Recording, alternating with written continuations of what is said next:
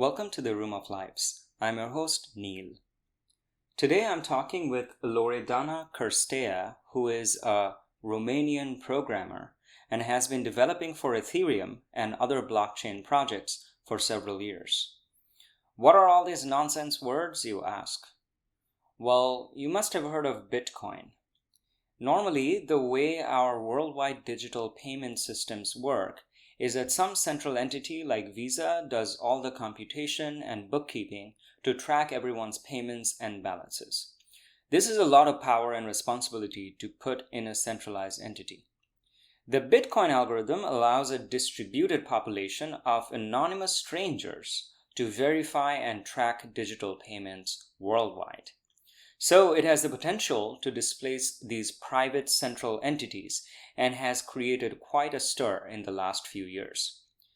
In this podcast, I have previously interviewed Lynn Ulbricht, the mother of Ross Ulbricht, who was sent to maximum security prison for creating the first Bitcoin-powered dark web marketplace where people could trade anonymously. Now, the design that Bitcoin uses is called blockchain, and some smart people realized that it can be used to decentralize many other applications, such as banking, finance, insurance, ticketing, certification, government, and selling JPEGs of chimpanzees. They also had the brilliant idea that instead of building a different blockchain for each of these applications, they could design a single blockchain to be programmable, in the same way that general-purpose computers today can be programmed for many different applications. The first such blockchain to emerge was Ethereum, a decentralized, open-source programmable system of trustless verification and open bookkeeping worldwide. Since its inception, Ethereum has brought about a revolution. It has fostered a global community of developers who have been making it faster, cheaper, and more efficient, and also building various applications on top of it. Many new ideas and research in blockchain technology, cryptography, and economics has also come out of the Ethereum community, and today it is a vibrant worldwide platform and ecosystem. But it has its fair share of the challenges of greed, gimmick, speculation, misinformation, and tribalism that weighs down the crypto world. Loredana struck me as a very unusual person in this world. Most crypto developers today are men working in emerging companies with big capital and marketing. But Loredana seems to be a lone wolf, working tirelessly to build great volumes of publicly available software for free. To date, she has 242 YouTube videos and a blog where she explains and demonstrates her work and her views on life and technology. To me, she seemed to be driven by a strong determination that comes from some ideological core. I was intrigued, so I decided to interview her. Unexpectedly, she wrote back quickly and agreed for the interview. In this first part, Loredana shares the political and personal circumstances of her birth and childhood in Romania, and why she was motivated to cultivate self-reliance and independence from her parents and direct access to truth. Then we talk about developing for Ethereum.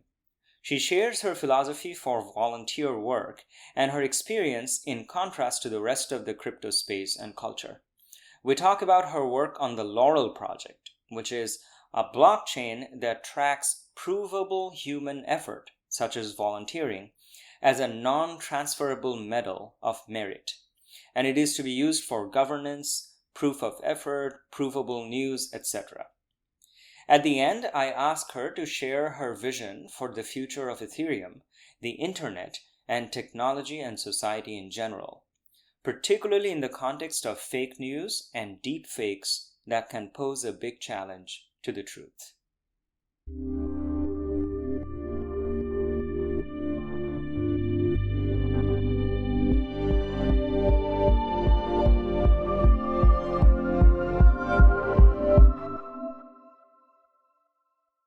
So thanks a lot, Loredana. Is that how you say your name? Yes, Loredana Cârstea it's how I would pronounce my name in my native language. So Karstea is how you say your last name? Yes. Yeah, yeah. Okay. And what pronouns do you use? I don't have any special pronouns. Okay, okay. So like yeah, okay. So I can use like she, her for when I describe the podcast. Yeah. Sure. Okay. So this morning I actually I noticed that, I found that quote on your blog. What was it exactly? I was born in the midst of the gunshots of the Romanian Revolution, and I looked up when that was, and that was like December 1989. Um, Yes. so I Correct. think you and I were born the same year because I was born in Hmm. May 1989. Um, Yeah. yeah. Yes.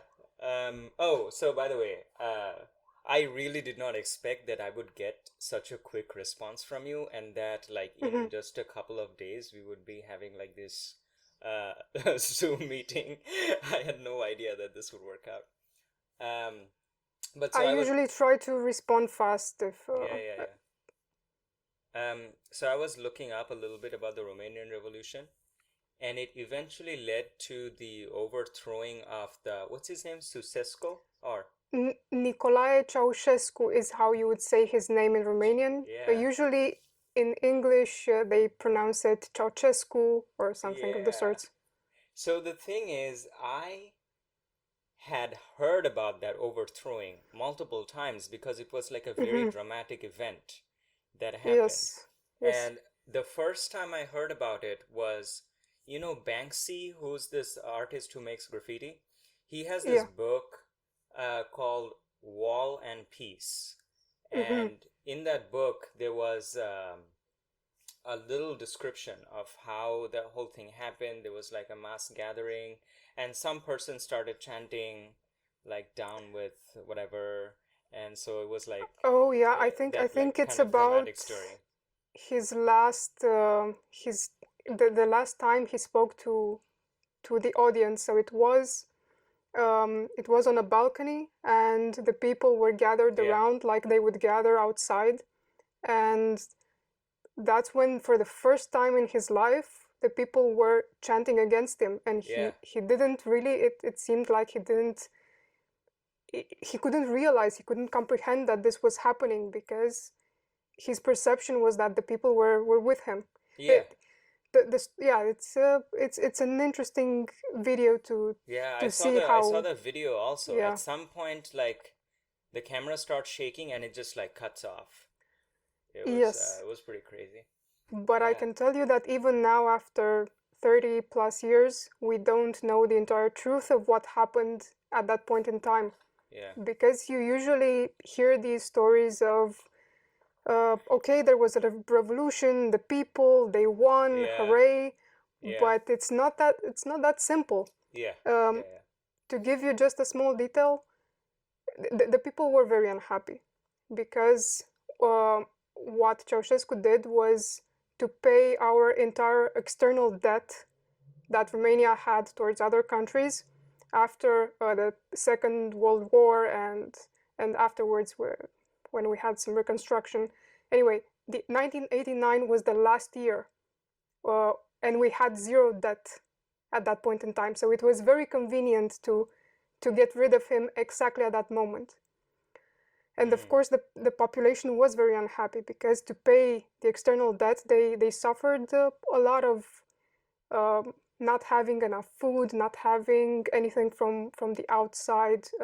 Even uh, hot water was 2 hours per mm, week, if I can remember correctly.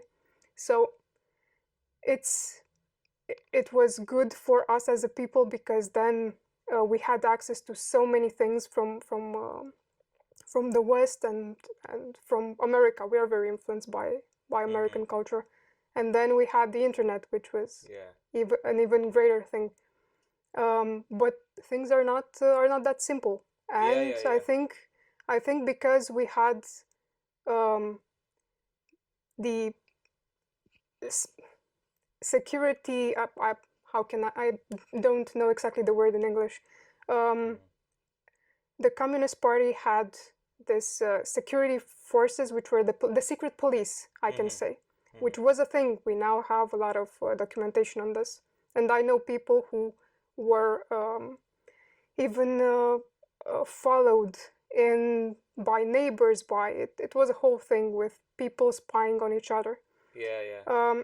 But these people helped actually have the revolution, and they were the ones who eventually killed the dictator. But this is also a karmic debt of my people. And one effect of this was that the corruption that was in the Communist Party continued, but it was under another face. And we still have a lot of internal wars with corruption even now. We have not gotten rid of those older demons that we had back then. Could you give me a little bit of an idea, about your background? Like, what are the settings? Where were you born? What were the circumstances in which you were growing up? What was life like for you as you were growing up in Romania? Could you paint a little bit of a picture of your life background? So, as I said, I was born on the 15th of December, and on the 16th of December, that's when the revolution started. The first seeds were planted in Timișoara, which is in the west of the country, and then by the 25th, it was in the whole country, and on the 25th, it's when Nicolae Ceausescu was killed. And I was in the neonatal ICU, the intensive care unit, because I was a premature baby. That's how I was born, and I had to stay 2 weeks there. And from what I know, my mother just saw me when she delivered me, and then when she took me home. And for the 2 weeks there, I had no contact with her. I do think maybe that has a bit of has had maybe some effect on myself, but I haven't determined exactly what that was. But it's a recurring pattern in my childhood that I would stay a lot of time alone. So this is one thing that I think gave me a lot of time in my childhood to reflect on life, on death, on who I am, on who I want to be in the world. So it's quite an important part of. If I could interject here, and at any point, if I'm saying anything that it's too personal or whatever, you can just cut me off. But I was reading this blog post that you wrote about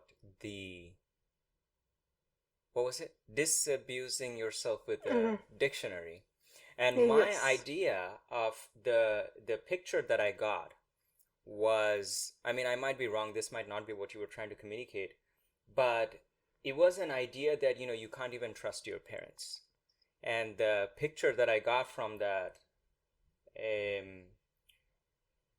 blog post was basically an idea where you pull yourself up by your own bootstraps, as they say in English. It's the only thing that you can ultimately depend on is some kind of a neutral and objective avenue to truth.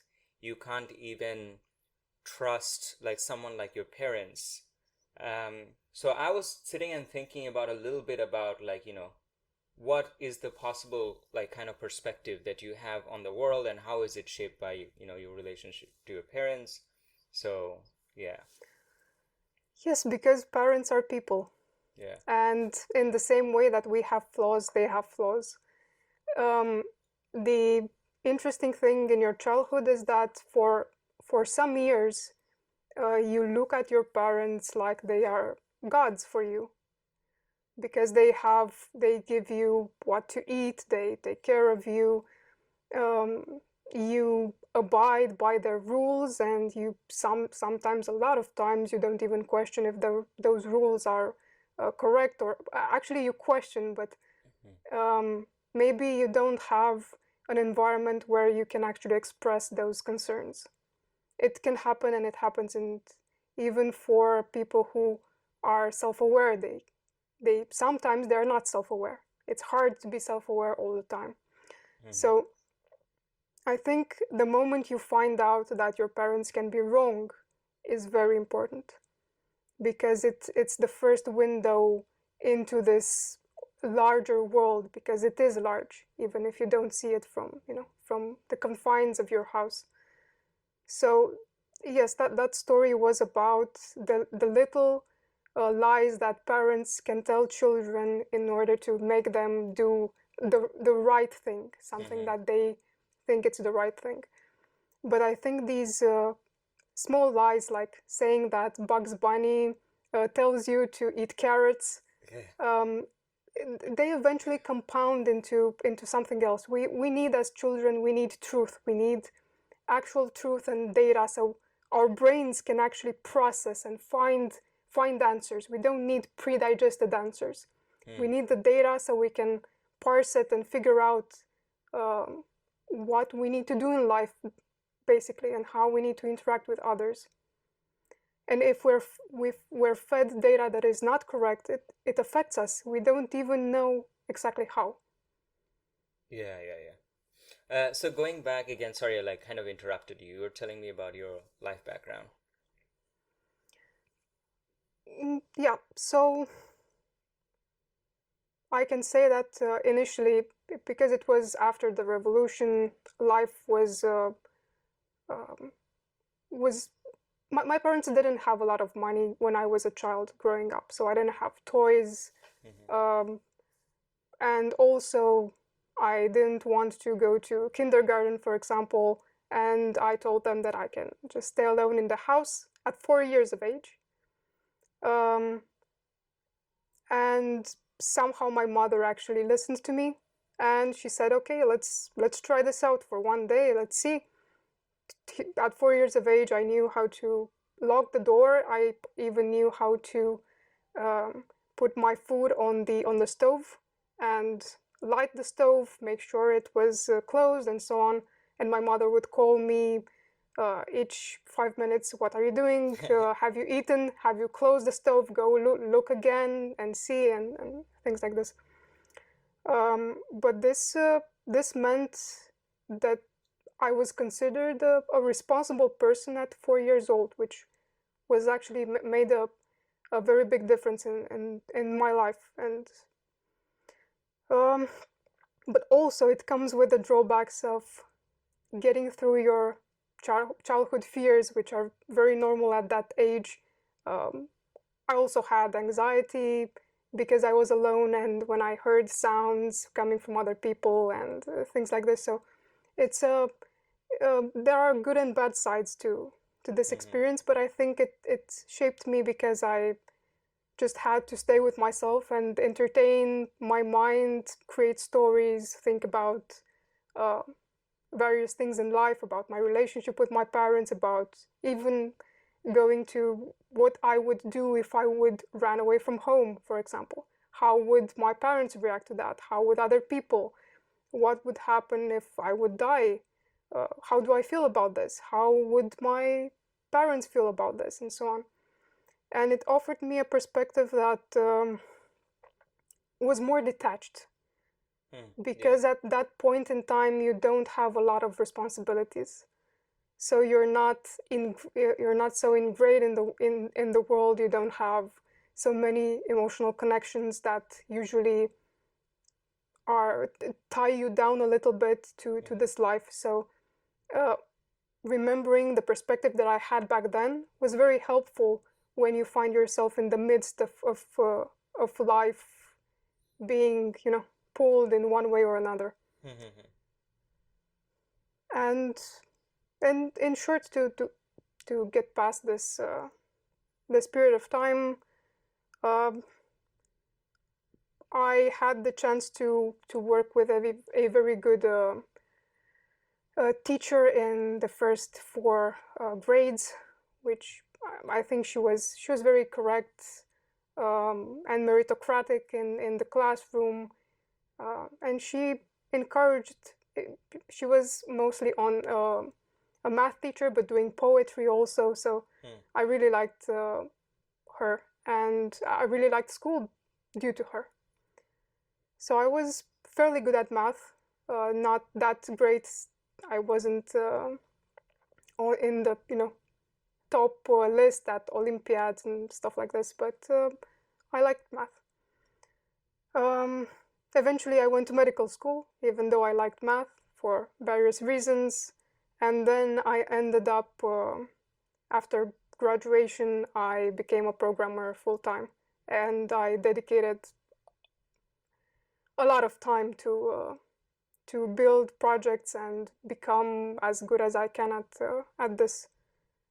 And I already told you, I work 12 to 16 hours a day usually. I've worked like this for a long time. Yeah. As you were talking about this, like, kind of early life experience, uh, the idea that I'm getting is kind of like an orientation towards like radical, like, self-reliance, and like not depending on, or not depending on, like, trusting, basing things on trust. And I'm wondering how much of that has to do with the values of this, like, decentralized, trustless technology. Like, do you see that there's any link between your, like, your life values and the kind of technology that you're into?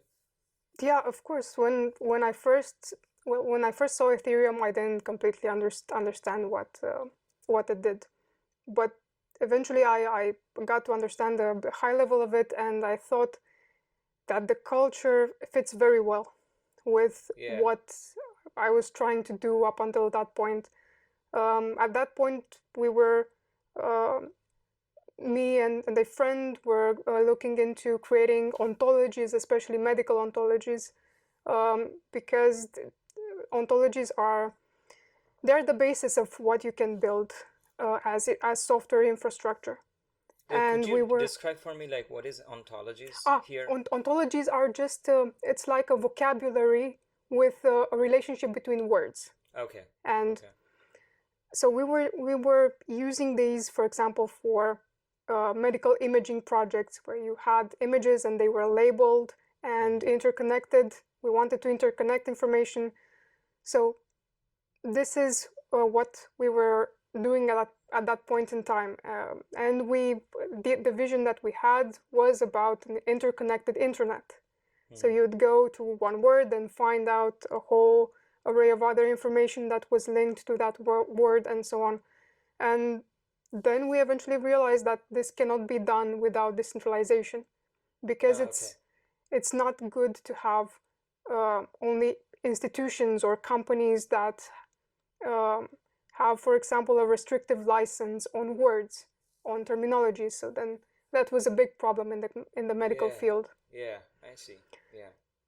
So it it fit the vision about how the next society will be, with more responsibility on people, and also with responsibility also comes a bigger voice, Yeah. and vice versa.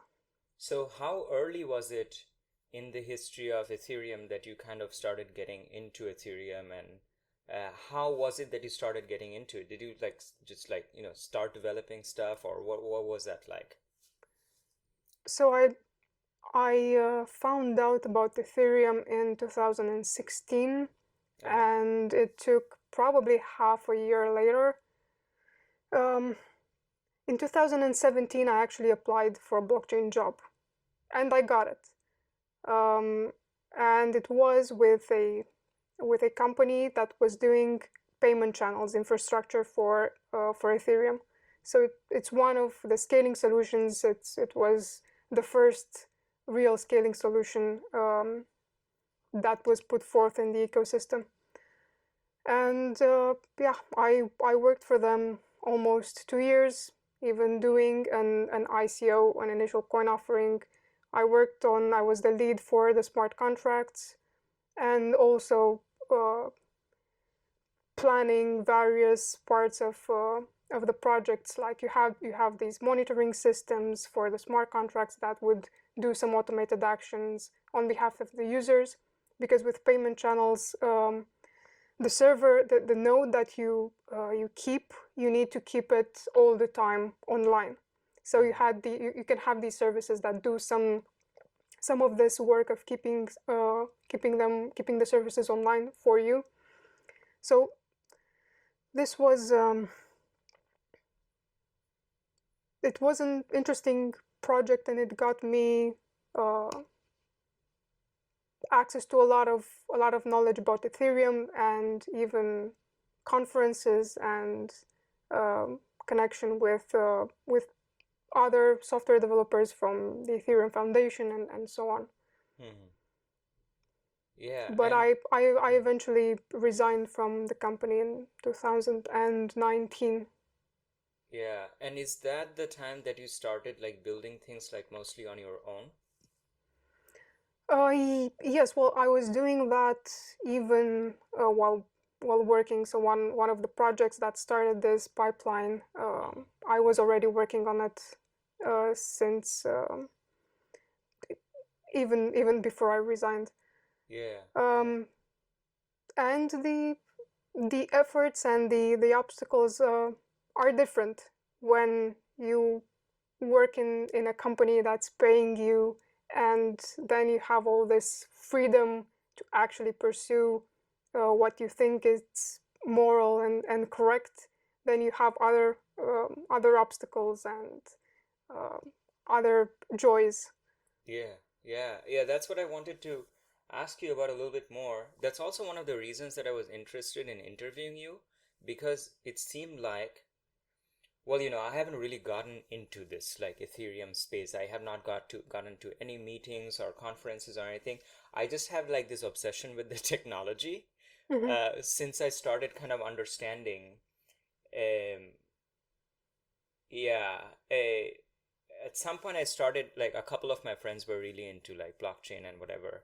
And for a long time I was like, what the hell is this thing? I don't even understand. Why is it what is this? And they could not ever really explain the whole thing. And Mm-hmm. at some point I started learning by myself what is a hashing function and why is it hard to invert the hashing function. Oh, okay. All right. So, this is the basic proof of work thing. Oh, okay. I kind of start to understand how the thing happens and why it's hard to have decentralized like ledger system as opposed Mm-hmm. to something like BitTorrent. If you just have to share multiple copies of a thing, that's not very hard. But if you have to like like if you have like a file that can be spread to multiple people, that's not such a big problem. But if you have like money, then it goes from one account to another. It can't, at the same time, you cannot send that money to like three different accounts. You can't like double spend. So I was like, Mm-hmm. okay, Mm-hmm. so I'm starting to understand why this technology needs to be like a little bit more sophisticated. So I kind of learned about it. I kind of gave a talk about it at the university to my friends just because I wanted to practice understanding it. And since then, I have been kind of like hooked on the Ethereum Reddit. It's not the best quality stuff out there, Mm-hmm. like the Reddit discussion, but I kind of invested in Ethereum and I kept tracking what are the things that people are building. Um, and it's just been like a kind of obsession for me since then. And am I'm nowhere. I don't have the expertise to like understand the details of this stuff. And at some point, I just realized that I'm just going to draw a boundary that my knowledge is going to be this at this popular level. If I kind of know what's going on, but I don't know any of the details, and that's fine, Also, I wanted to understand enough to make sure that what I was invested in was like not something completely Yeah. BS. And over time, like, okay, no, this is not BS. I kind of understand. So, in it's observing this community online and just reading about the articles and things like that, it kind of seems to me like this is a time when like a lot of like companies are emerging within Ethereum, and basically uh, they are working for all of this what I might call startups that have carved out some niche, and they're like, we're going to work on this thing. It's like a scaling solution or some kind of an interoperability solution or some application on top of Ethereum. Okay, we're going to use like Ethereum to sign in, blah blah blah, etc. And they are all like companies, and I don't know how many people they have, but it's not like a one person thing. That's not what I see most of the Mm-hmm. time. um, so that's why I felt like your experience is kind of unique. I don't know how many other people are out there that I just don't know about that are just like developing stuff on their own. I know a couple of other people who are probably doing like, some solo projects, but they seem to be like, even if they're doing solo projects, they're like much more tightly connected with like other groups and collaborators and things like that. But in your case, it seemed like you were the one that was just doing the most like solo stuff. But I'm not entirely sure if that's correct. Could you tell me a little bit more about, how much of that is true and what has been your experience? Is it like kind of a unique experience for someone in this Ethereum space to be developing stuff on their own if you compare yourself to other people that you see? So I think the unicity is not necessarily the alone part, but the volunteering part. Hmm. Um, I implement everything alone, but I have a friend who does software design. He likes to meditate on what's possible to build with these technologies and what society would need. And I bring most of these ideas to life. And we do this without wanting to get paid for it, especially that a lot of this work goes into the Laurel project. So the work is at times collaborative, especially when we have these discussions where we agree what we want to implement, but mostly it is me staying 12, 16 hours at the computer trying to implement these things. And sometimes I do videos. Yeah. So do Um, you have, yeah, sorry, go ahead. but so this was for at least 1.5 to 2 years. But for the past 3 months, I have been actually helping Evmos, which is a blockchain that combines the Ethereum virtual machine with the Cosmos ecosystem. And I have been doing this also as a volunteer, as part of through the Laurel project. And because at some point, the Laurel project has a good chance to also use this technology for the blockchain that we are doing for volunteers. So I'm doing two things here. If it's a technology that we want to use, I want to contribute to it. And also contribute to it as a volunteer, because this is what I also ask of people who would want to join the Laurel project. Um, and what's interesting about this technology is that it could become like the original dream of Ethereum 2.0, because you have um, Evmos like Ethereum is now, but when you integrate it in the Cosmos ecosystem, you can have sharding and you can have multiple execution environments like Ethereum wanted with EWASM. So here you can have also the EVM, and you can have Cosmos WASM and other things. So this is what I have been working in the past 3 months, and I'm implementing a way that developers are rewarded for their work on the smart contracts through the protocol level. So when you deploy smart contracts, if people are using them, part of the gas cost goes to you as a developer. Yeah. Which I think this is a very interesting thing, because usually in the blockchain space, at least you need to go to the team that maybe has a fund, and you need to tell them, look, I'm building this, can you please approve me in your program? But if you have this at the protocol level, it's more meritocratic, and you're not depending on, I don't know, maybe some networking some social issues or networking issues or things like this. So the Laurel project is now in a time where it collaborates with other projects that have also a good heart at core, and it's hard to find this in the crypto space.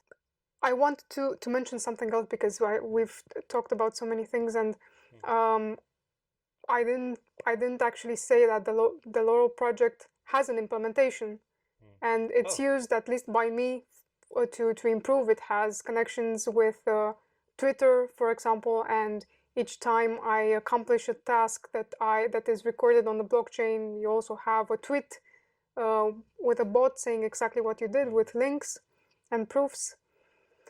And it has already been tested by several volunteers that have um, entered the project and have helped us with some things like having a license written by someone who is an actual lawyer, or things like this. And people who have used tools to make dApps and so on. So we have a very good alpha prototype to actually keep track of the work that's done in the project. So we are at the point where we use the software to build the software. So this is one. Oh, I see. One thing that I'm very proud of. I guess, as they say, you're eating your own dog food. Yes, exactly. Yeah, that's good. So I want to get to your perception of the culture of the crypto space, but let's talk a little bit about your motivation behind the Laurel project a little bit. I think, I've been reading some articles since I started reading about Ethereum, because Ethereum is not just about technology. It connects to a lot of like political questions, economic questions, questions of resource and policy and things like that. And it connects to a lot of kind of like open problems in the realm of, think about politics or economy. And one of those problems is sustainable open source development, which is also, in different words, it has been called the problem of like public goods. How do you fund, or what do you call it? What was that called? Or whatever. I kind of forgot. But like, how do you fund something where it's going to become open source, so it's not going to like just like directly benefit you? And I've heard of this problem in the context of science and research as well. Like, you spend a lot of time doing research, and what happens some of the time is that then all of this work that you put in, and maybe there was like public funding that went into your research, but then what you do is, like, the business model is you publish in some journal, and some of these journals are not open source. So basically then you have to pay a subscription to that journal to gain access to the fruits of my like intellectual property, and the body that makes like profit from that is this journal, who did not really put as much effort into. Okay, they put some effort into like the peer review and everything, but it's kind of unfair that they then get to have like this walled garden thing that shields out like pretty much all of humanity who's not affiliated with the university from the results of this like science that you do. And so a lot of scientists are like, no, we want to publish like open source. But then what is the business model for that? And I heard of something called Research Coin. I don't know if you ever heard of something like that, where I think the idea is that there's going to be some kind of a system that keeps track of what paper has cited what paper, etc. And then anytime that you use the results of some paper or something, there is some kind of a compensation, and the program automatically determines not only to pay the authors of that paper, but to pay a fraction of that to the authors of the cited papers, and a smaller fraction of that to the authors of those cited papers, etc., so that it kind of trickles backwards, maybe a couple of steps.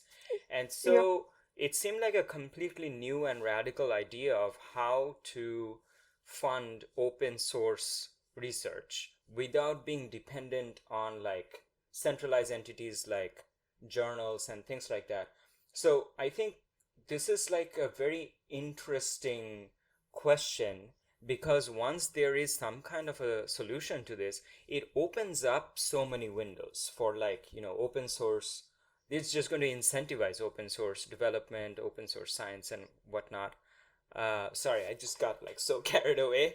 What No, was my this is very good, and it's similar to one of the projects that we started at some point, which is Mhm. a moral license for Yeah, open yeah. source, I was and looking it at that was yesterday. Yeah. and it was a it's the same principle as what you said about scientific research. It's if you are using the work of someone else and Mhm. you get donations, for example, so it would come with a software. Yeah. You get donations, then you trickle down those donations also to the work of other developers that you've used, and so on. But with a caveat. So I would like, uh, for example, software to be able to have a moral license, where you can say as a developer, if you use this software for um, unethical, immoral things, then I will get the license from you, and you cannot use it anymore. Hmm. So it the idea combined two things: a moral license that you can enforce on your effort, and rewarding other people in a transparent way. Mhm. Because this is what one of the things that blockchains have very good: transparency. You can have transparency on the blockchain, so there are a lot of use cases for this, especially in the public domain, not in the private domain, but in the public, where Mhm. you need to prove things to other people. And this is one thing for research and for open source. They are very good use cases. Yeah. So coming kind of like personally to your experience. So right now, as you said, you're volunteering a lot of time and effort in developing what are basically like open source technology, right? So, but you're not getting N- paid for that. not all of it is open source, Uh, because I'm doing a volunteering effort at this point.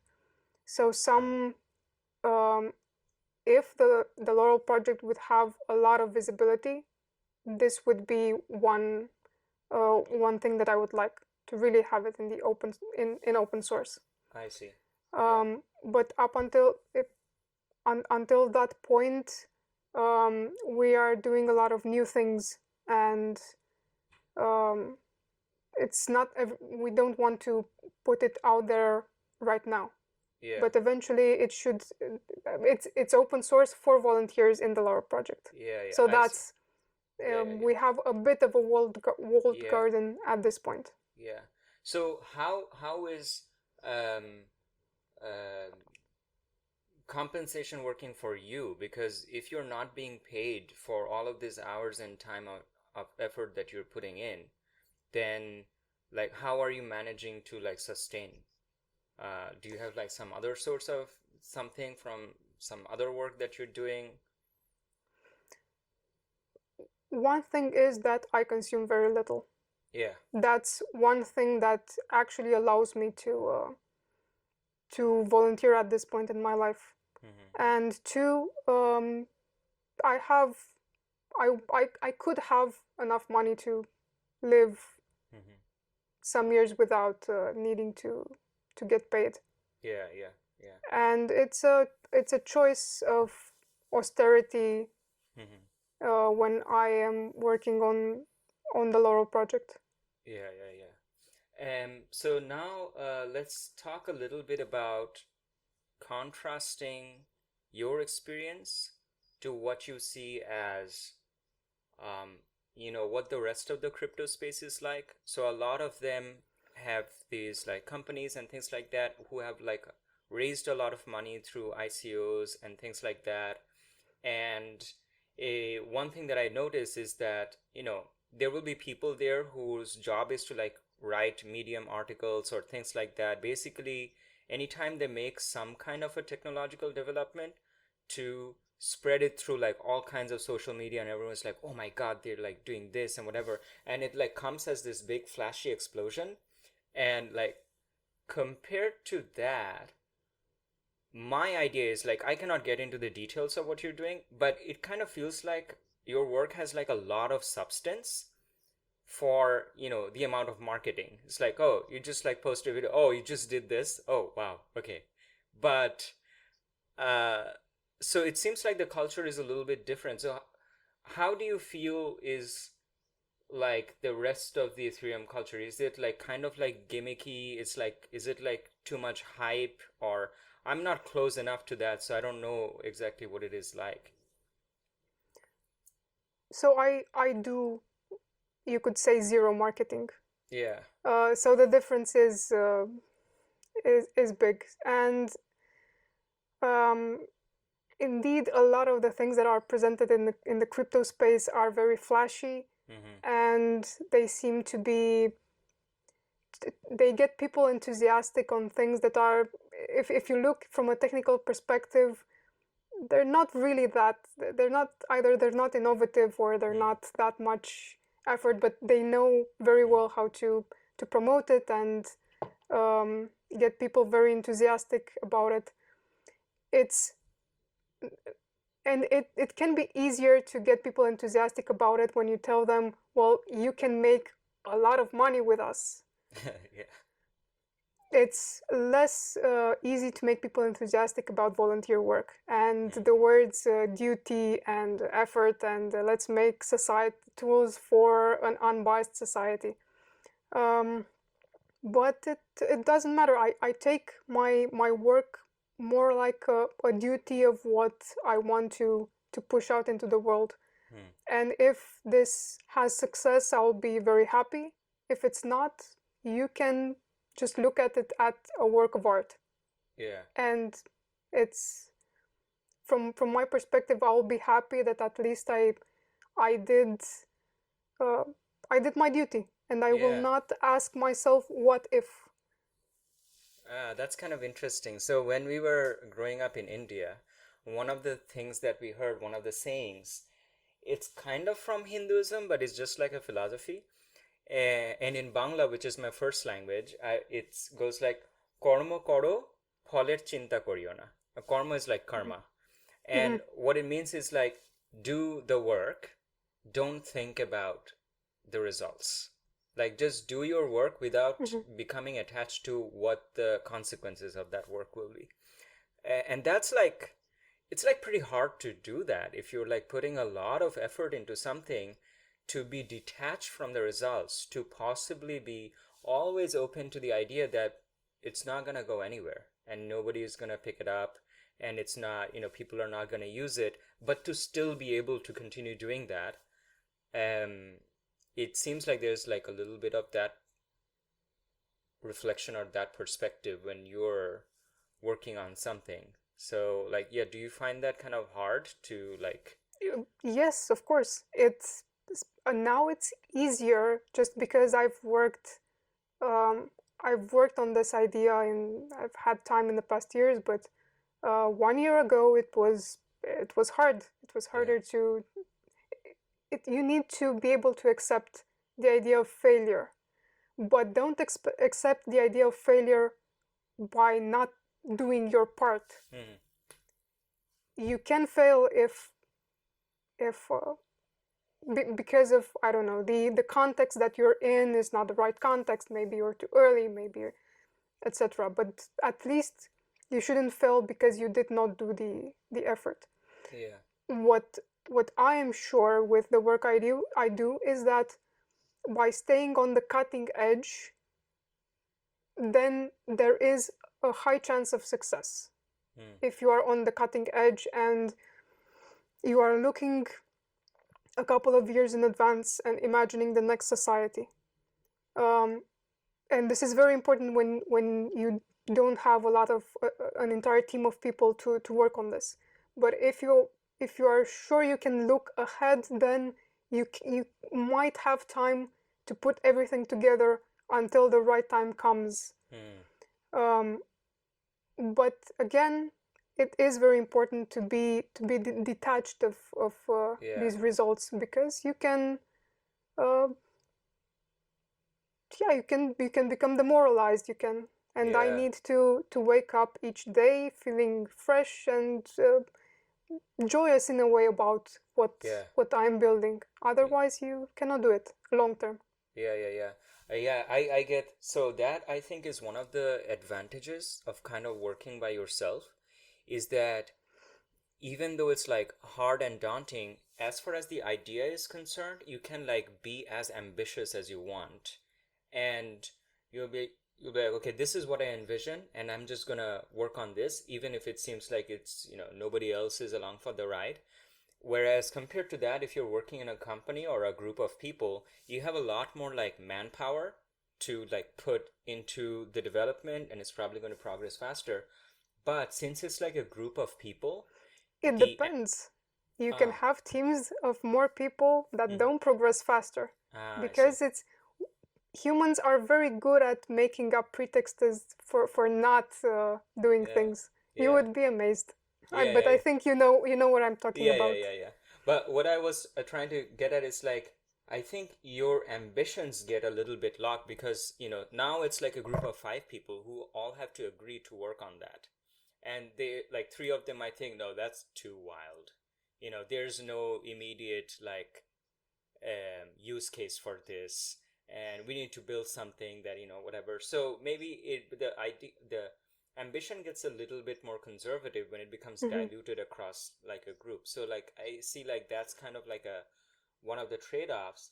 But the other side, which I've kind of been feeling a little bit when I go through the posts on Ethereum, the thing that I feel a little bit bummed about is that some of those posts where, okay, they have made some technological progress, but now they have a person to write like a flashy Medium article with like a picture or whatever, some memes and things like that, and they have raised a lot of money and they have some kind of coin associated with it.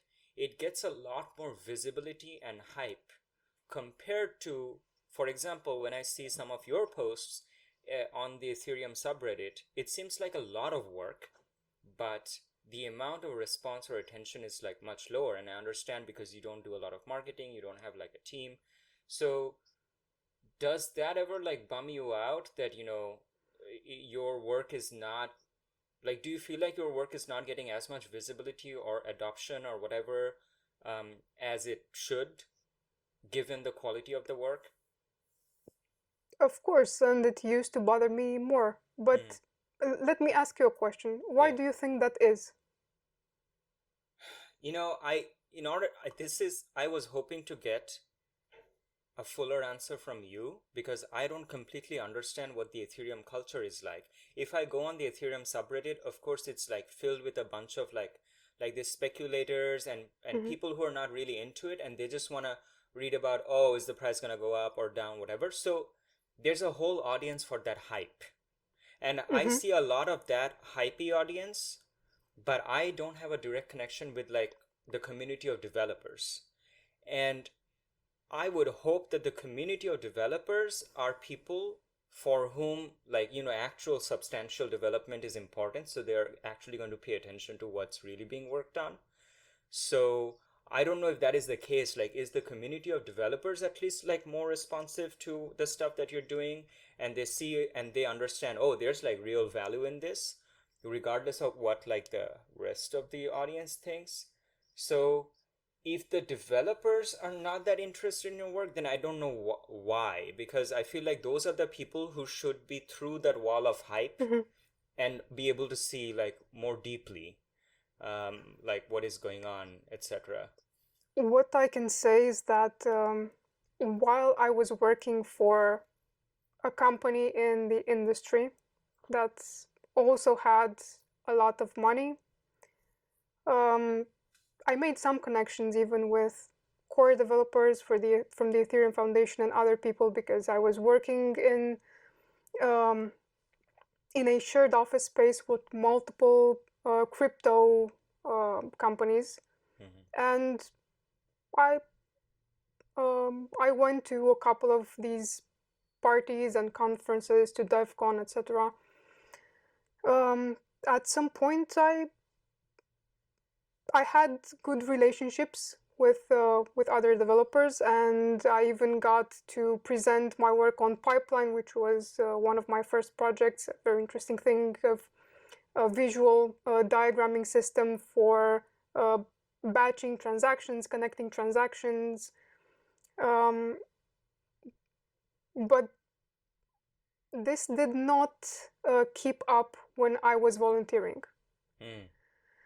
Um, I started getting less and less support, and I think that the two are related. So Ethereum likes to collaborate with people who uh, get grants from the ecosystem, because this is one thing that they can do very, very well. They can give grants, they can pay, that they have, the ecosystem has a lot of money. So once you start to be independent from this perspective, and I also brought some criticism towards how Ethereum is governed, because it's governed more like an oligarchy than an actual decentralized organism, which I thought this is what Ethereum wanted to become, an actual decentralized organism. But it wasn't really like that. So I had some criticism that was not received with an open heart. And what can I say? I don't have much support from the developers in the ecosystem. And if you saw my Twitter account at this point, I think at this point I have some followers, but 1 week ago I only had one, and I kept only one follower. I removed all the followers that I got from this blockchain domain, just because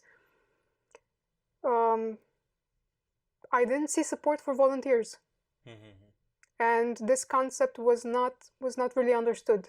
Yeah.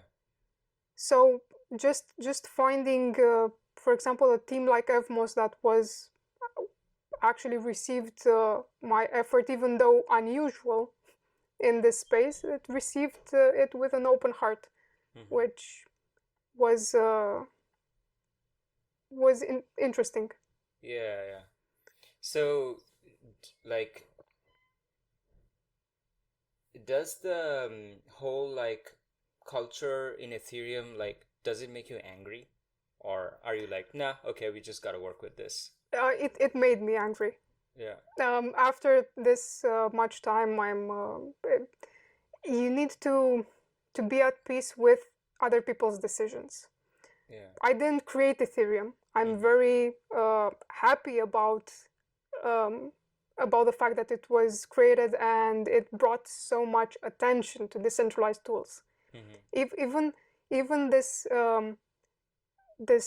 the amount of money that the industry has, at least has brought attention to these concepts, and I think that's an important part. But money isn't everything, and it's not going to save any blockchain from being outdated in the future. So we need to see that these tools get developed and are not blocked by just the sense of, let's make more money, let's build casinos, let's build games. We need to see these tools being used for example, anti-corruption purposes or proving purposes. This is what I find important. Yeah. So, given that there are all of these different issues that we see today in this like Ethereum or like in general decentralized tech space, one is, the thing that you mentioned, that although the technology that people want to build is like the decentralized, there's actually somewhat a locus of power, and like, it's kind of like an oligarchy. So that's one thing. I would say there's a lot of like unwholesome incentives, like money, for example. A lot of people are in it for money, and they're impatient with the blockchain, with the development work. Oh, when is this gonna happen? Oh my God, why are you taking this long? When is the price gonna go up? Blah blah blah, etc. So there's those like speculator people, and then there's like a lot of bad reporting. So when I read about like articles about what's going on, I'm like, oh my God, who are these people who are reporting? It's like bare minimum work that you've put in. I'm not even in this field, and I can read your article. I'm like, oh my God, come on, like work a little bit harder than that. And so there's bad reporting, and it spreads a lot of misinformation, particularly among people who are kind of in it for the money. They're just gonna like hunt around and find whatever, and they're like, they're not they're not that very patient to go into the subtle details of what exactly is going on. It's like, oh, price go up, price go down. So there's like all of these things. And given all of these issues, how do you feel about the future of, let's say, the future of Ethereum and decentralized technology? Do you think it's going to overcome these hurdles and become something that, is like good and like, serves its purpose? Or do you think it's kind of succumb to these like flaws? For Ethereum specifically, if Ethereum does not innovate at least at the same pace with the Cosmos ecosystem, for example, which already has interconnection between chains, for example, and some on-chain governance, they will become like Bitcoin is for Ethereum. It doesn't mean that it will disappear. It doesn't mean that people will not still be interested, because with Bitcoin, you cannot develop too much on it. But people, it has a very high price and so on. But I would wish that Ethereum becomes meritocratic.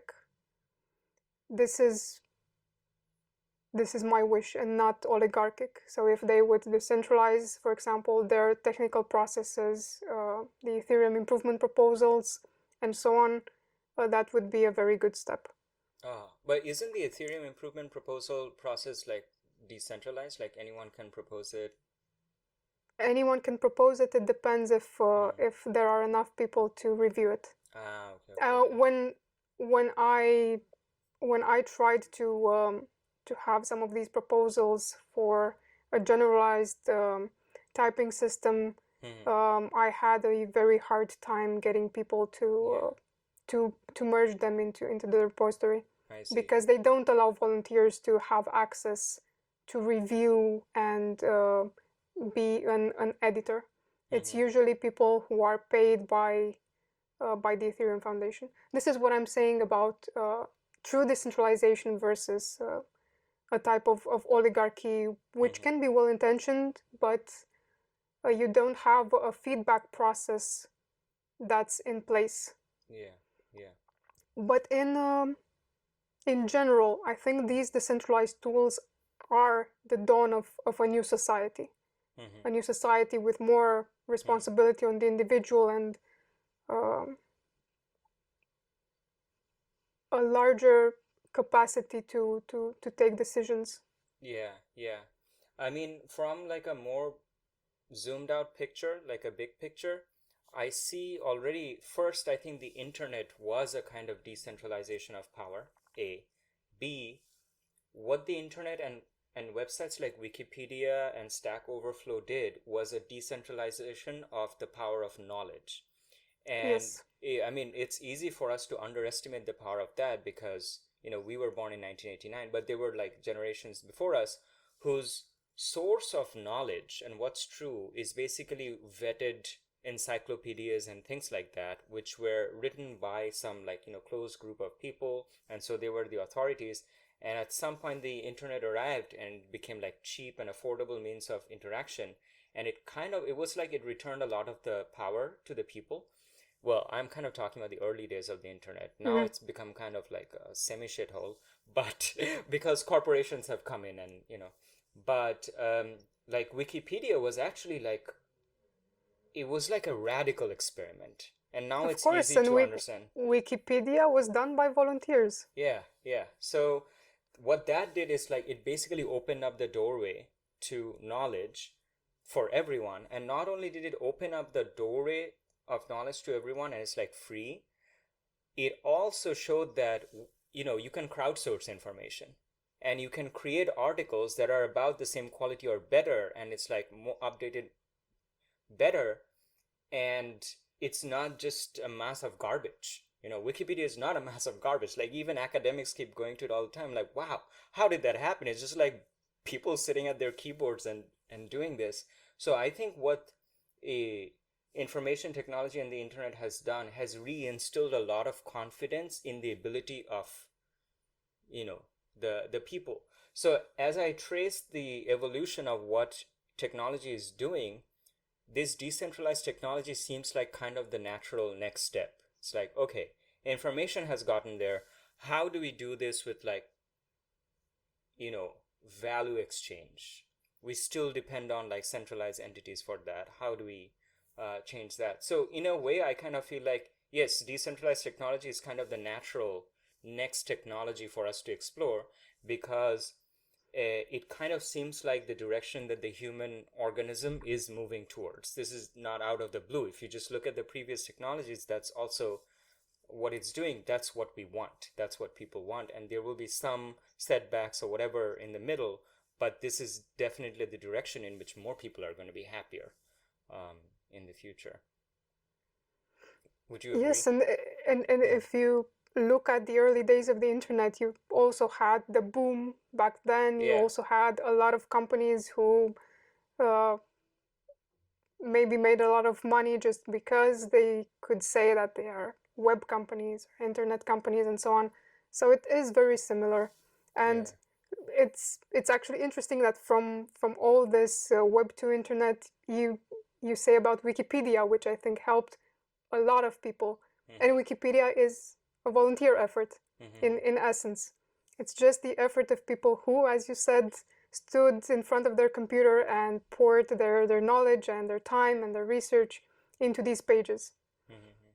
And I remember very well the time before internet, because I, even though it existed, I had access to internet probably after 14 years of age, maybe 15. So it took a while for I think same for me me. to have. Okay. So I remember the time before it, or the time when internet was very, very slow and you didn't even know what to search. I think we were born in the same year and we grew up in the same time, also both in like developing countries, in families which did not have a lot of money. So the experience would have been different. For example, for someone in the US, they would have had a lot of early access to this technology. But I remember at some point we had this like dial-up modem that would connect to the internet using your telephone line, and would go like pew, beep, boop, beep, boop, beep, boop. And then if someone got a call, it would like get dropped and everything. And I would sit there, wait for like images to load slowly. Like, yeah, so I kind of remember that. And this is kind of an aside, but I feel very nostalgic for like some of that early part of the internet, because it had not been commodified and commercialized so much. The corporations had not gotten into the internet yet. And I feel like what happens today on the internet is that some big corporations have figured out algorithms to harvest your attention and kind of like addict you in some ways, whatever. So if you look at the internet consumption by people and break it down by what websites, there's going to be a couple of websites or whatever apps that take like maybe 90% of like human attention, and the rest of them are like way lower. Whereas the early days of the internet, it was much more like a gallery. Oh, you just go to people's blogs, things like that. They were not powerful, rich corporations figuring out algorithms how to get everyone's eyeballs in this thing. So I feel like I used to encounter a lot more easily a lot of different people's things on the internet in the beginning, and it was not constantly riddled with like super shiny stuff, like, you know, like I remember the time when like you know, YouTube, at the end of a video it would just stop, that's it. But now, and eventually what happened was that at the end of a video they started showing pictures of like other videos, so make it more likely that you'll click on one of them. And then at some point they were like, okay, no, we're just going to start playing the next video. So it's like all of these different corporations are competing with each other to harvest your attention. And that kind of gallery where people are just curating their own stuff is kind of receded into the background. I don't know why I'm going off on this, but I do feel a little nostalgic for the early days of the internet.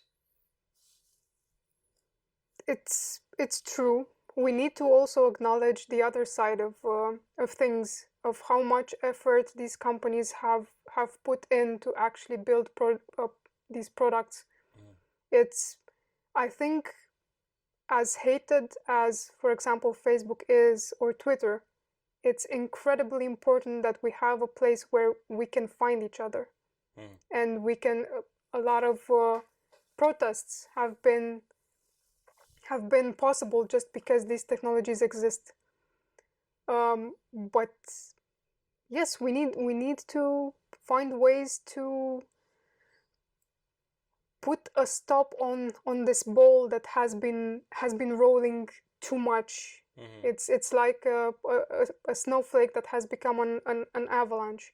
It was very good at some point. It has made all of this good technologies and with good effects on society. But that's why you cannot counter it. You can only counter it with effort. Yeah. So this is what I'm trying to do. I'm trying to do this without having the bias of greed. And if this is possible, I would be very happy. Yeah. This is what basically I'm trying to do. And I don't know another way than this. Yeah. So you know that I don't do much marketing for my podcast either. And I think I try to stay from that perspective as well, is that the most important thing for my podcast is not how many people is it going to reach, because I've seen too much of that attention grabbing thing, and I'm like tired of that kind of mindset. So I remember at the beginning when I was starting to put effort into this podcast and do all these recordings, my mind would sometimes try to be like, oh, let's see how many people are following that podcast. But I was like, okay, no, that's like a slippery slope.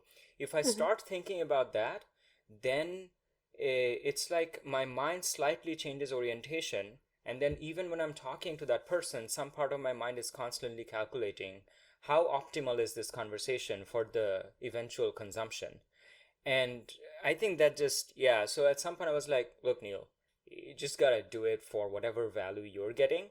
And if someone else listens to it, that's great. But, let's not pursue that too much.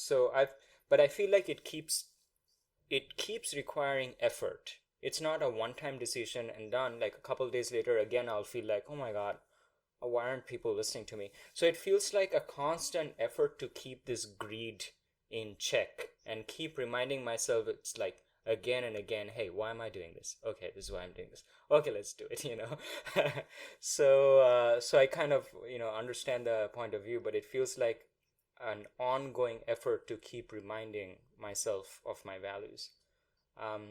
So I want to talk a little bit. Yeah. So I want to talk a little bit more about the Laurel project. So this is how you described it in your email.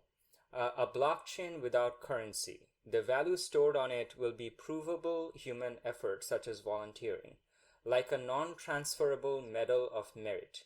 It will be used for governance, proof of effort, provable news, etc. So until I read that last sentence, initially I was not very sure what the scope of the Laurel project was. I thought it was mostly as a way of compensating like volunteer effort, but I didn't realize that you could also include like governance and provable news. So could you describe a little bit more in like kind of non-technical terms, what is the scope of the Laurel project? What are the problems that it seeks to solve? So let's talk about what volunteering means for this project. Because it is equivalent to karma yoga. So volunteering is the ultimate freedom that you can have as a human being. It means that you are free to follow your higher ego, which means your principles, your values. You are free to put effort in that part of your ego, which you don't necessarily are able to do when you have a normal job, because your will is subordinate to the will of the company, and a lot of times you don't do things that you find you might do things that you find immoral. So I see volunteering as the ultimate freedom that you can have. working for your higher purpose. And it also allows you to do a lot of effort, because when you do the effort with an open heart, it usually is a lot more effective than if you do something without you wanting to do it because you put all sorts of obstacles in your path. Taking this into consideration, imagine that our current leaders that we have in politics or in other institutions, imagine that you would have their moral background vetted by something like the Laurel Project. Imagine that they would do this volunteering effort into maybe different domains, in maybe the same domain, but doing maybe the lowest paid work. Imagine them having this experience in different areas, even from their domain. Wouldn't you be more have more confidence that they would be more considerate in their actions if they would have this amount of experience? So this is one of the ideas. That's why I think volunteering is a missing piece to the capitalistic society that we have. The communist society had, at least in Romania, had some sort of, they would call it volunteering, they would actually call it patriotic work. It was not volunteering because they would force people to go and even work the land, even do things for society, so it wasn't volunteering. But I think real volunteering is missing as an institution in the current world. And obviously it is very important because we have Wikipedia, we have open source, we have a lot of people who are willing to put in effort and offer it to others, but we don't know exactly who these people are. And maybe it would help us to know, because I would have a lot more confidence in people who I'm sure they did hard effort in their lives for the benefit of others. I would trust them more to be in a position of leadership than somebody who I don't know how they got there. And about provable news, I mentioned in the video how you can have now provable space and time, with provable time being implemented by taking the blockchain hashes for that current time and embedding them in the video. And at the end of the video, you can make a transaction to a blockchain to seal the start and end of the video, so you know exactly for sure when that video was taken. So a transaction means the currency of that blockchain, that you need to have it, and so on. So volunteering in this case doesn't come with money, so you can have a chain where you earn the currency by doing volunteer effort. It's also a medal, but you can also do these transactions for proving various things. And there are many ideas of what this volunteering institution can become. What is for sure is that it should be decentralized, and it should not be controlled by one entity, but you should have a hierarchy that is very well defined, and people that can that can switch roles in that hierarchy. That would be very interesting, and it has not been done. So be able to switch roles in an organization, so you actually have the experience of every role. So you cannot complain that if you complain that someone else doesn't do a good job, you actually know what that job entails and what they should do.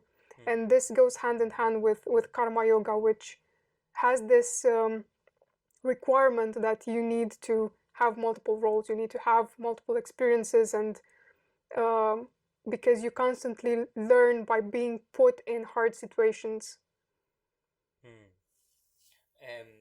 By the way, when you were talking about this, like patriotic work in communist Romania, I just kind of remembered, I forgot to tell you that I was also actually born in a communist state in India. It was like Mhm. deeply communist for a long time since India became independent. Um, and it's not real communism because it's a democracy. So there are like different parties that, we have elections, but the Communist Party was the strongest one, and it got Mhm. re-elected for 37 years. Um, Mhm. and it's not total communism because it's just a state of India. So it still has to ask the central government for money and things like that. So it's not true communism, but a lot of the ethos was that of communism, where the values that were um, disapproved were the values of greed and like getting things for yourself and wealth and things like that. The values that were approved were the values of, basically working for the government and doing things like social safety net. Both of my parents worked for the government, by the way, and that was like the main source of employment, is to get into a government job. And if you get into a government job, you cannot be fired. You Mhm. basically can exist in that job whether or not you work until the rest of your life. And so this was like one of the issues of the communism, is that it created a lot of complacency. um, People could of course create workers unions, and then those workers unions could have like a strike anytime they want, like, oh, we're not going to work. So I feel like the work ethic dropped quite a lot. The industriousness of my state started really falling back. There was too much politics all the time, and the politicization of everything, compared to a lot of the rest of India, which just kept marching on ahead with like doing more stuff. And all of the good talent and the meritorious people started leaving my state to either go somewhere else or leave the country. And so it just became kind of infamous. Like my state became kind of infamous as, oh, you guys just do politics and sit and talk about politics and blah blah blah, and you just philosophize about stuff, but nothing really gets done. And the Communist Party also had become so filled with this, it's like, oh yeah, they're going to keep voting us back in power. And at some point in my lifetime, I think I was in high school, they finally fell. Like some other party came to power. And then since then, the Communist Party has kind of disappeared from my state. But a Mhm. lot of the mentality kind of remains the same, because it's just the same people. Like a lot of them are the same people. So I was like, yeah, okay. I kind of forgot to mention that a lot of the ethos that I grew up with was also kind of the same. It's like, what is going to be the impact of your work? Like, are you like doing things, or are you doing things to get money? And if you're doing things to get money, even if you get a lot of money, people don't like you, which is quite different from like what I experienced in the US, where what is the picture that is worshipped? I mean, Donald Trump became president. I mean, a person like that in India, everyone go, what the hell is this like arrogant, like he just keeps showing off his wealth.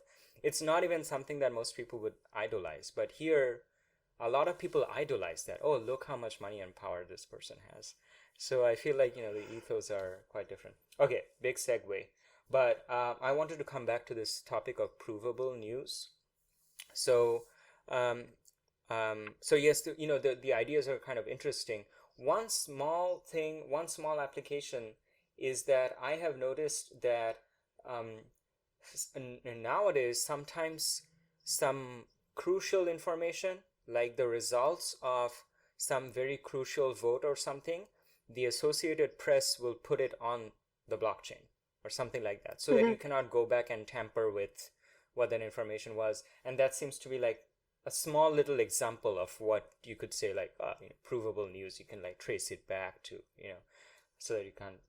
So something that I've been generally thinking about is that with all of our innovations in technology, um, it can become harder to pin down what is true. And one of the examples is like these deep fake videos. I'm using that as just one example, but I think with innovations in technology in all directions, I mean, this is what a lot of the machine learning world is doing, how to make stuff that looks real. And you've got like generative adversarial networks and things Mhm. like that. How can you make something that the human will think is real? Um, so And yeah, I kind of linked to that video of like, there was this deep fake of Volodymyr Zelensky apparently saying, Mm-hmm. oh, the Ukrainians should surrender. And if you're kind of careful, you look at that video, I'm like, that looks kind of fishy. That doesn't look real. But I feel like there's a section of the population, for example, my dad, he keeps falling for like videos on the internet. Well, I mean, that's not real. But he does not have that calibration to understand what is real and what is not, especially because he did not grow up like me in the era of the internet, being exposed to a lot of data. He went directly from a generation where there was 5 minutes of evening news, which was pretty much true. And then he came into this world of internet where anyone can put any information up there. And a lot of the time, just because he sees someone talk about it and it's like a white person wearing a lab coat, he's like, oh, this must be true. Um, so I think deepfakes, even today, even if they're not 100% convincing, I'm pretty sure some fraction of the population really thought that was Zelensky. Um, and as this technology gets better and better, what I'm worried about is at some point it might become like really hard to tell like what's real and what's not. um, like it kind of seems like an evolutionary arms race. On the one hand, it's technology that is trying to get better at detecting what's real, and on the other hand, it's technology that's trying to get better at fooling you. um, so how do you feel about that? I think that is very good because Okay. it will force us to actually think about how to prove things more exactly. Hmm. So we have an idea about how you could solve with deepfakes, but I'm going to only tell you this. Hmm. You need to think about the problem is how can you prove that something has happened in a certain space and a certain time, making sure that the time was continuous. And there are ways to prove it, but it will require a bit more effort and attention from our part, especially from figures that are public and like the president of Ukraine. Hmm. But I think these obstacles and problems will push us to find better technical solutions for the next generation, and it will force us to become smarter. Hmm.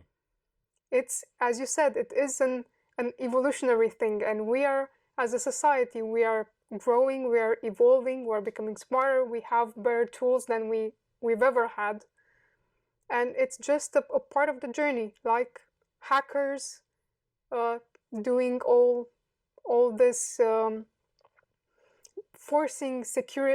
forcing developers who handle security issues to become even smarter, to have Hmm. even better solutions. So this, of course, it's a game of Yeah. evolution in the end.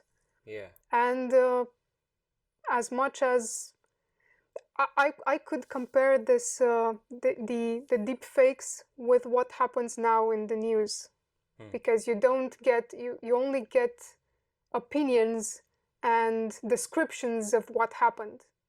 So this will force the media to actually find ways to give us the actual proof with the actual data of what happened instead of just telling us about it in Hmm. their own words. Hmm. And I think this is a very good thing. When going back to the childhood thing, if you get true data, factual data, you can have a much better opinion than if you get pre-digested information and conclusions. Yeah. Yeah. Yeah. And I hope this will be the result of having all these deepfakes. Yeah. The result Hmm. should be that we are actually going to get the truth. Yeah. Well, I mean, it's very refreshing to see that you kind of like have an optimistic viewpoint on this. But I'll confess how I feel about this sometimes. It's like, when like uh, some technology is getting better and the technology to counter it is getting better and the technology blah blah, it just like this, I kind of feel like we are having to run faster and faster to stay in the same place. Like, we are on a treadmill and the treadmill is getting faster and faster, and we have to keep running faster and faster just to stay in the same place. And it feels kind of like tiring sometimes to me It's like, can everyone, all of the technology just stop? Just everyone just stop doing what you're doing and let's just go and hang out in a beach for a couple of years. So, I mean, I do kind of feel like a lot of the time I think like humans are doing too much. Maybe everyone could just like stop and chill for some time. Do you ever like feel like that? We cannot stop. Yeah. Um, but I think we have a duty for just because we've been given this time on this earth. Yeah. However, for better or worse, we Mm-hmm. have an experience, and I think any experience is better than no experience. Mm-hmm. So in a way, we have a duty to at least leave this society better off than when we came into it. Yeah. Yeah. So if if all this effort and activity and uh, the effects of this will be a better society for the future, and I think it will. I think the world is getting more moral, not Mm-hmm. less moral. I think the world, at least physical violence, is lesser is lower now than it has been in the past, Mm-hmm. and I think it will get better. We Mm-hmm. are already talking a lot about emotional violence, Yeah. about things that before we didn't even talk about. Yeah. So I think the world is getting better. Maybe we're not that great now at Mm-hmm. it, or we're not. But I think it's if you use technology for trying to build tools for truth and collaboration, Mm-hmm. I think we will get a better world Yeah. than we had. Yeah. I just remembered in your email response to me, you said that you wanted to make an announcement. Was it about the Laurel project or about provable news or something? Is this something that we have not gone over already? Then, talk Yes, about it. it is about the Laurel project. Yeah. So what the Laurel project wants to do is prove effort. Mm-hmm. And for example, for proving effort, because the first effort that needs to be proven is the actual development of the Laurel project. Mm-hmm. So the first tool used for proving effort is GitHub, which Yeah. is a public site where the code lives and you can see exactly who developed what. Mm-hmm. And for me, actually, GitHub was extremely important. I don't have a background in computer science. So Oh. Oh, okay. what helped someone like me was my effort and being able to demonstrate that effort. Mm. And GitHub was a very big part.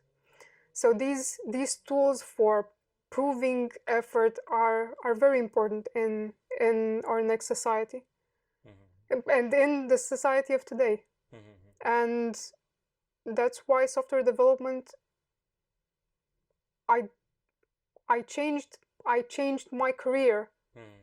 to be in this space where it seemed that um, there were better principles, there was more openness and more meritocracy. Mm-hmm. And this is the way forward Mm-hmm. for us all. And Yeah. then um, what what we will have is email integration. So this hasn't been done in the blockchain space. And we want to have email integration for the Laurel project because you need to prove, for example, that you've sent an email to an institution. Mm. So this is part of the political discussion where you want to prove if you have. I'll take my country's example. We have a lot of corruption and even institutional corruption. You may have a problem and send an email to the police department and you may never hear from them again. Mm. So these things can happen, and we want a tool that can demonstrate publicly that you have sent some email to an institution and they should be giving you a response, because if you only base yourself on the institutions, they can be corrupt and you will not find the truth. And all of this is based on effort, with the idea that if you put in the work, you already demonstrate goodwill. Yeah. And no person who wants to be a scammer, which by definition is a person who wants to get rich without doing the work, will do the work. So it's we're starting with this baseline of proving effort.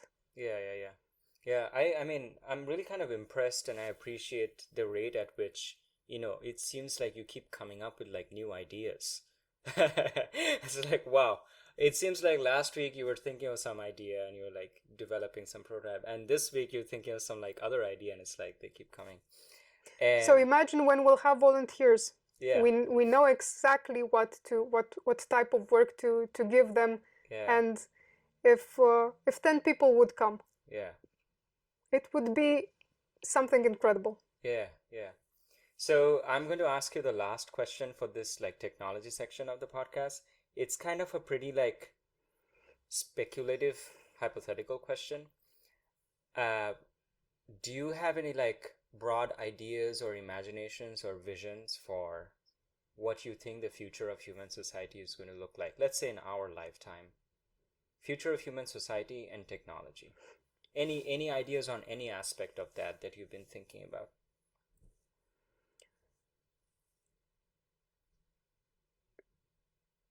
I think morality and ethics will be a big part of society. We've been toying around with, for example, even changing our diets to not kill animals. We have all sorts of people being whistleblowers, some real whistleblowers, some maybe not so real, but I see the Laurel project as also as an organization of auditors, of moral auditors, of other companies, of the state institutions, and I think this is something that is needed. You need people that can be unbiased, that do not depend with their livelihood on that company or on some institution. You need an international organization, so you do not depend of a government in one nation, and we need an institution of whistleblowers. That's something that volunteers can also be. They need to provide value where they are. So if they volunteer for an institution, they need to provide value, provable value, because otherwise this doesn't work. You need to prove goodwill. You need to prove that you are unbiased, and that you actually want the best for society. You work for the benefit of society. So I see the Laurel project as part of this future society. Otherwise, I wouldn't put this much effort in it. And it goes hand in hand with technology that where you put more effort into thinking about what effects that technology will have on society. And this goes into another discussion about karma yoga and raja yoga. Because you, as a developer, if you build tools for other people, you need to think a bit about the effects of what you're building. You do make design choices in your software to make it go one way or another. So I think this will become very important, even though maybe it doesn't seem like it. But it is the perfect counterpart to capitalism, which has a lot of good parts. As you also said, if you have a society based on pure communism where you don't change that much, you don't do much. So capitalism is very good at being very, very able to create value for others because that's where the money comes from. But you need a counterpart. Thanks for joining me and Loredana in the Room of Lives today. In the next part, we talk about her journey in spirituality and psychedelics, and how they inspired her towards karma yoga, the spiritual path of selfless service, and how she is trying to implement such an idea using blockchain technology.